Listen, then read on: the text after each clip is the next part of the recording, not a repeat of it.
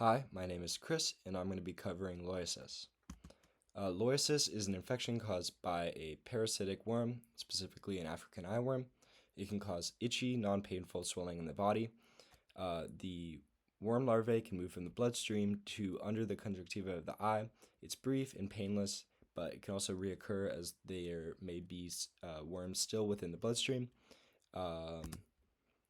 The worm moves to under the conjunctiva, which causes some inflammation, discomfort, and a sensation of movement within the eye, and the worm can be visibly seen.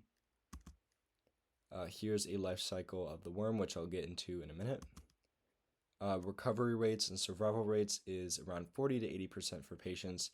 The median survival times are 60 years for microfilariamic individuals and around 40 years for amicrofilariamic individuals.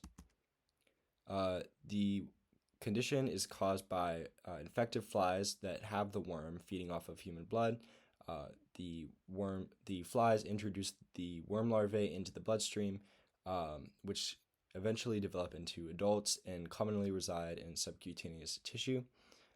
They can then move from the bloodstream to the eye, where they reside in the conjunctiva, but they also progress into joints in the lungs. The treatment is primarily going to involve a medication called diethylcarbamazine, or DEC. Dosage is around 700 milligrams of DEC orally in 3 doses daily for 21 days. And the treatment may have to be repeated if the worm larvae is still present within the bloodstream. If there's a high enough concentration of worm larvae in the bloodstream, DEC can actually be harmful and fatal to the patient. So a patient must take 200 milligrams of albendazole orally twice a day for 21 days before using DEC. And if a patient doesn't opt into using that medication, they can also opt into a procedure called apheresis that filters the blood of the worm larvae. And here are my works cited.